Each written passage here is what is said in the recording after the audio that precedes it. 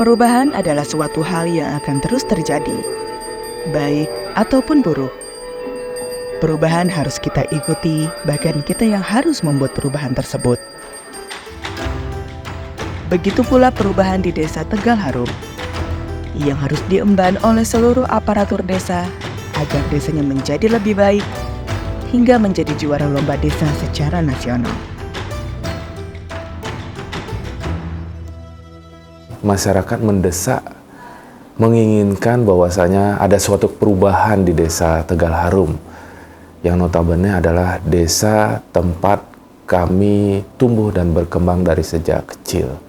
Sehingga kami memberanikan diri di tahun 2019 untuk bertarung dalam kontestasi pemilihan perbekal ataupun kepala desa, dan astungkar syukur bahwasanya sejak saat itu 2019, 11 November kami dilantik, sampai dengan sekarang kami bisa mengemban amanah tersebut dengan sangat baik. Tantangan pastinya ada ketika kami bergerak masuk ke dalam pemerintah Desa Tegal Harum. Yang pertama terkait dengan pelayanan. Yang kami rasakan di situ seperti apa yang saya bahas tadi, bahwa pelayanan sebelum daripada kami memerintah itu masih konvensional.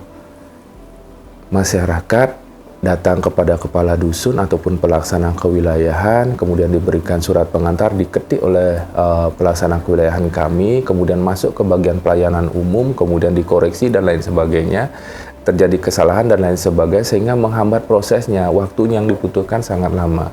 Kemudian kami berinisiatif, kita harus membuat suatu aplikasi berbasis digital, bagaimana bahwasanya masyarakat ini bisa melakukan proses administrasi dan lain sebagainya dengan cepat. Oleh karena itu kami membuat sebuah aplikasi ataupun program yang terintegrasi, sehingga hanya sekali klik semua data itu akan muncul secara digitalisasi. Itu dari segi pelayanan, dan masyarakat pun cukup puas terkait dengan pelayanan daripada kami di Desa Tegal Harum. Kedua, terkait dengan keterbukaan ataupun transparansi. Kami berusaha bahwasanya apapun yang ada di Desa Tegal Harum wajib melibatkan partisipasi masyarakat, wajib melibatkan keterlibatan daripada warga kami yang memang memiliki hak untuk tahu di Desa Tegal Harum. Transparansi intinya.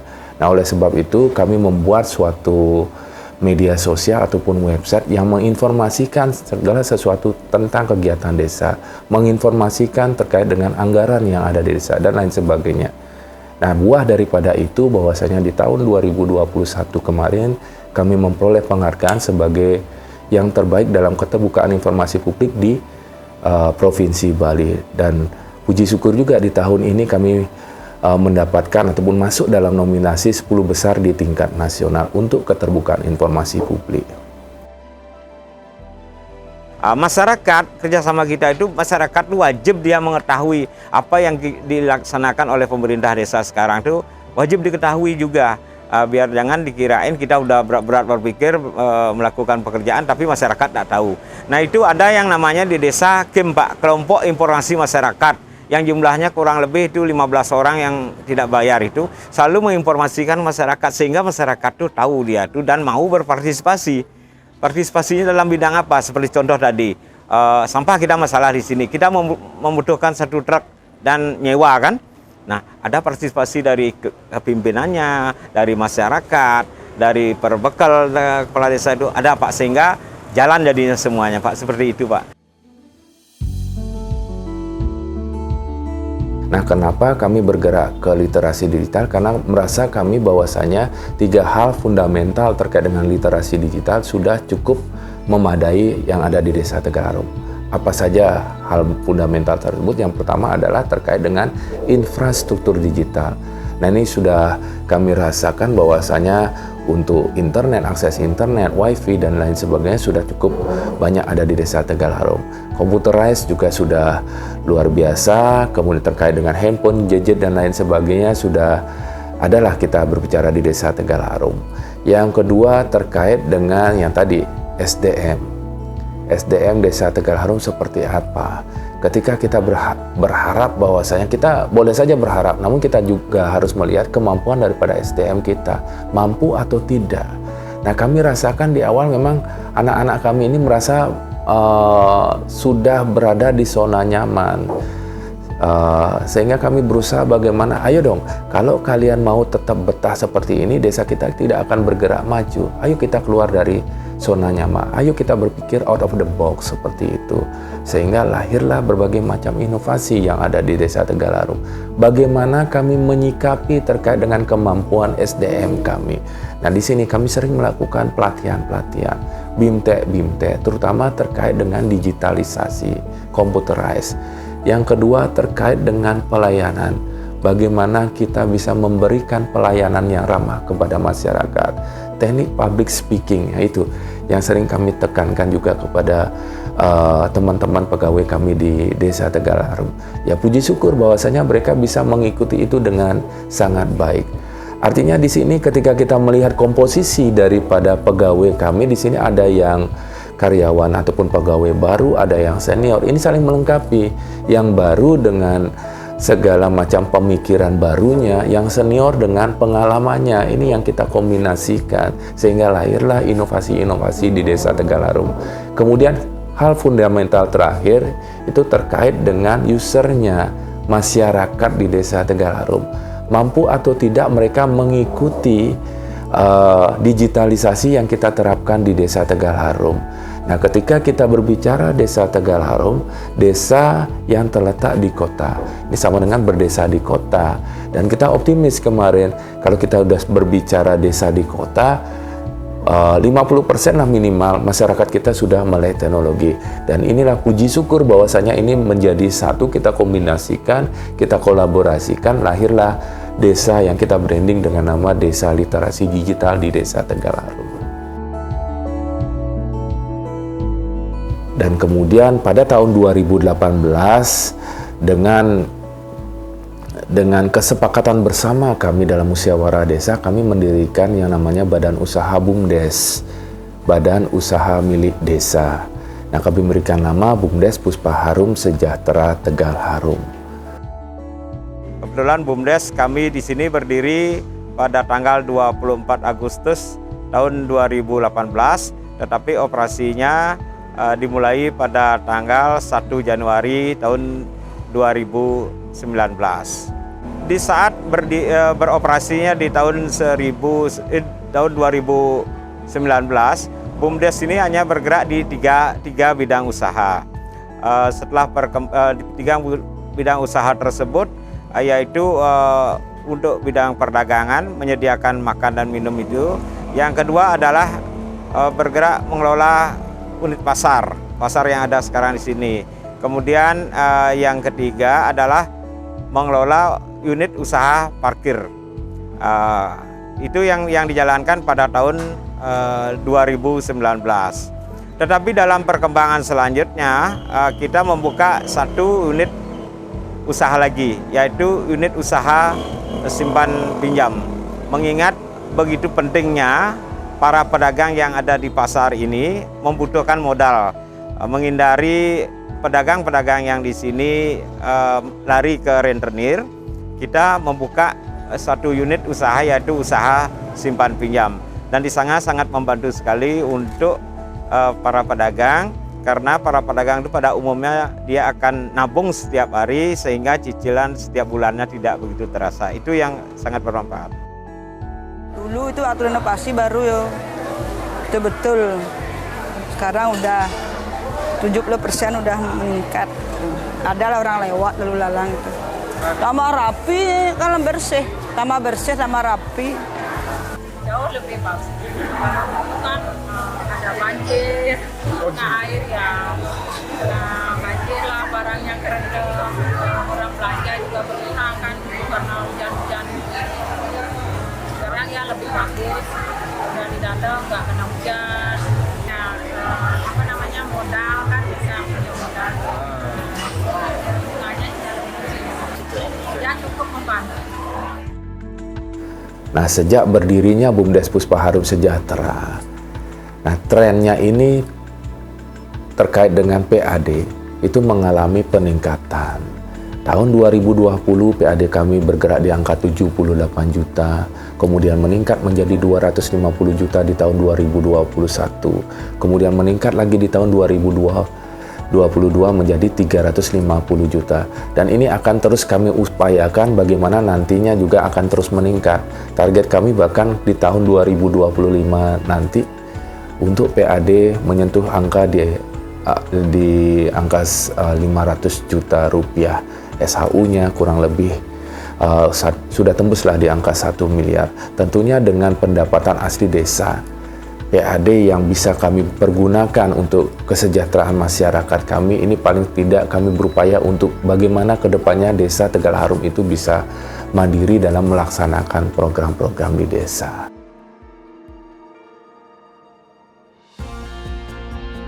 UMKM merupakan salah satu roda penggerak perekonomian di lingkup skup paling bawah, yaitu di desa kami, di desa Tegal Harum, dan kami menyadari untuk itu.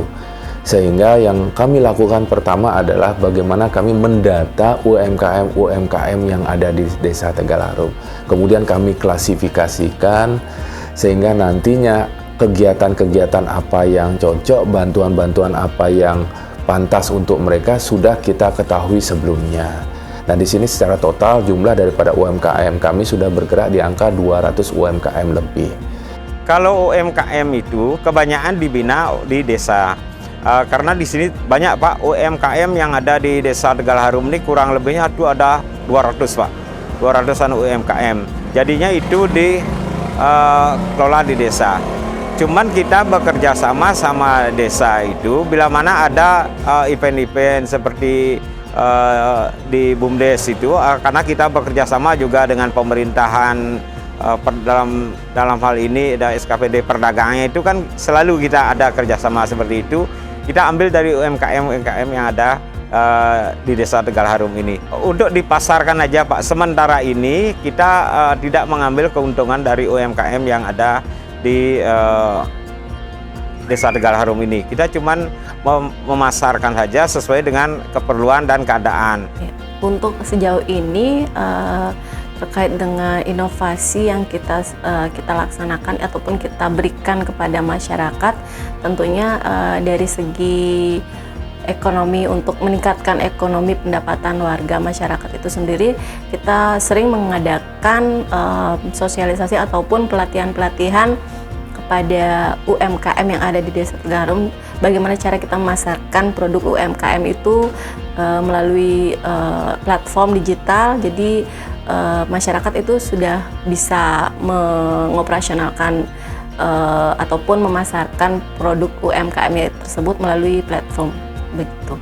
Mungkin kami bisa sampaikan, kami kemarin itu juga sudah melaksanakan pelatihan kerjasama dengan Gojek terkait dengan pemasaran produk UMKM melalui digital. Salah satu fasilitas unik yang ada di kantor desa Tegal Harum yaitu adanya perpustakaan yang mungkin jarang menjadi fasilitas di kantor desa. Terkait dengan prioritas penggunaan dana desa, tentunya bagaimana kita memanfaatkan ataupun menumbuh kembangkan minat baca kembali ataupun literasi bagi masyarakat. Bapak Kepala Desa kami, Bapak Perbekal, menginisiasi merubah kembali mindset masyarakat desa, bagaimana kita memanfaatkan perpustakaan yang memang kondisi kami di desa yang sangat minim untuk lahan. Jadi Bapak Perbekal menginisiasi untuk membentuk perpustakaan konvensional dan perpustakaan digital. Mungkin sebelum kami beranjak ke proses tersebut, kami bisa sampaikan terkait dengan Bapak Kepala Desa kami menginisiasi membentuk ini, mungkin banyak kendala. Pertama terkait dengan pemenuhan kebutuhan buku-buku yang ada, itu juga Bapak Perbekal menyiasati dengan bekerja sama CSR dan tentunya sumbangan buku juga dari masyarakat. Kami sampaikan, kami informasikan kepada masyarakat, kami ada membentuk perpustakaan, mohon disumbangkan buku-buku yang memang bisa bermanfaat kembali untuk masyarakat. Mungkin itu terkait dengan pemenuhan buku, dan selanjutnya kami anggarkan di APBDes terkait dengan kebutuhan buku yang ada di perpustakaan. Dengan sinergitas dan keinginan untuk terus berinovasi, sudah pasti Desa Tegal Harum akan terus menjadi desa yang unggul dalam mengembangkan potensi desanya. Dengan sinergitas dan keinginan untuk terus berinovasi, sudah pasti Desa Tegal Harum akan terus menjadi desa yang unggul dalam mengembangkan potensi desanya. Bagaimana kendala tantangannya? Tentunya ketika merubah sesuatu yang sebelumnya dianggap nyaman bagi rekan-rekan di sini, ini membutuhkan sebuah koordinasi dan manajemen pola pikir yang baik juga daripada kita, sehingga kita selalu berkomunikasi, ayo kita bareng-bareng, kita perbarui desa kita lebih menuju ke arah yang lebih maju. Bagaimana caranya? Kita bersama-sama berpikir untuk itu, sehingga akhirnya apa yang kita lihat bersama Tegal Harum seperti sekarang, pelayanan sudah menjadi lebih baik lagi, transparansi dan akuntabilitas bukanlah menjadi barang yang tabu ataupun haram di desa kita, di Desa Tegal Harum. Tentunya segala sesuatunya pasti kami pikir secara matang-matang di sini. Kami juga melihat kemampuan daripada SDM kami, bagaimana ke depannya, karena segala sesuatu daripada inovasi ini adalah wujud daripada kita melakukan koordinasi di internal pemerintah Desa Tegal Harum. Terkait dengan apa yang kami inginkan, begini, bahwasanya kami merasakan di awal segala sesuatunya mungkin sulit, namun bagaimana dari sebuah kesulitan, dari sebuah permasalahan itu menjadikan sebuah tantangan yang harus kita atasi bersama. Kami merasakan ketika memulai melakukan ataupun berkegiatan di Desa Tegal Harum, akses yang sangat sulit dalam mendapatkan pelayanan, kemudian masyarakat yang masih antipati terhadap pemerintah desa seperti itu. Apa yang kami lakukan di sini? Tentunya kami banyak juga belajar dari desa-desa ataupun kelurahan lainnya. Nah, kami melakukan benchmarking, kami melakukan studi tiru, kami banyak belajar, terutama dari desa-desa yang ada di seputaran Provinsi Bali. Dari situlah muncul konsep kami, muncul pikiran kami ATM, amati, tiru, dan modifikasi.